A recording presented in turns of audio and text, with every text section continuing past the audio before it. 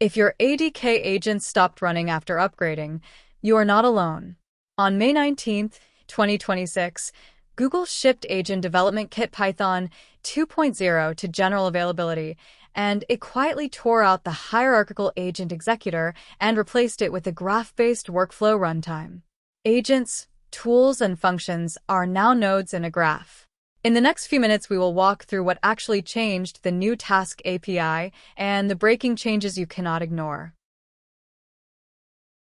Let us start with the core idea behind Google ADK 2.0 Workflow Runtime. Here are the essentials of Google ADK 2.0 Workflow Runtime in plain language, what it is, and why it was introduced. ADK 2.0 replaces the old hierarchical agent executor with a graph-based workflow runtime. Your agents, tools, and functions become individual nodes, giving you deterministic execution flows instead of nested agent calls deciding everything at runtime. The runtime ships first-class primitives, routing, fan-out and fan-in, loops, retry, and state management. It also adds dynamic nodes, human-in-the-loop steps, and nested workflows, so complex agent topologies no longer need brittle custom orchestration code. ADK 2.0 introduces a Task API for structured agent-to-agent delegation.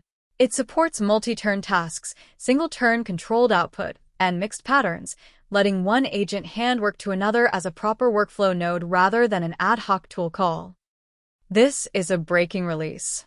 The agent API, event model, and session schema all changed. The event schema gains node_info and output fields, and ADK 2.0 now requires Python 3.11 or newer, so older environments must upgrade first. Now, let us look at why Google ADK 2.0 Workflow Runtime matters in practice. Here is where Google ADK 2.0 Workflow Runtime shows up in real products, teams, and decisions.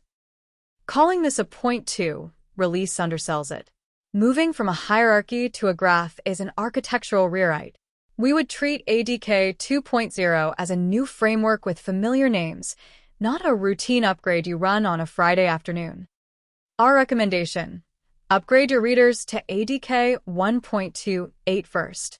Sessions written by 2.0 are readable by 1.28 and later, with extra fields ignored, but older ones, X will choke. Stage that compatibility before you move any production traffic. Adding deterministic routing, retry, and fan-out signals a clear opinion. Google thinks production agents need engineered control flow, not just a model deciding the next step. That is a sensible correction and a quiet admission that fully autonomous routing was fragile. The hidden landmine is custom storage. If you mapped events to rigid database columns, the new node_info and output fields will break inserts. Teams storing events as JSON blobs escape unscathed. Audit your session layer before, not after, the bump.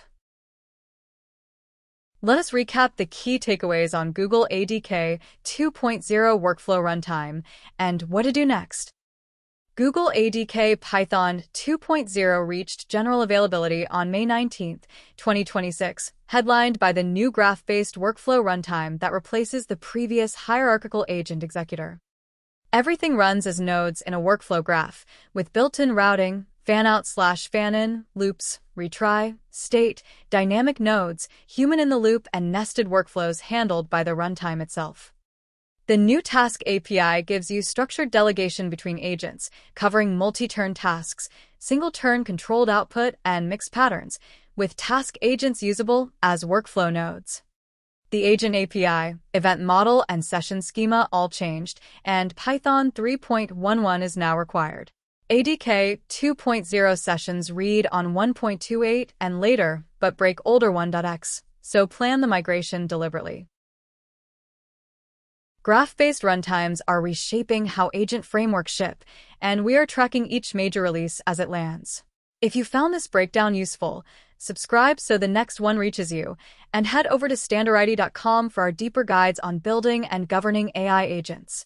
We will see you in the next one.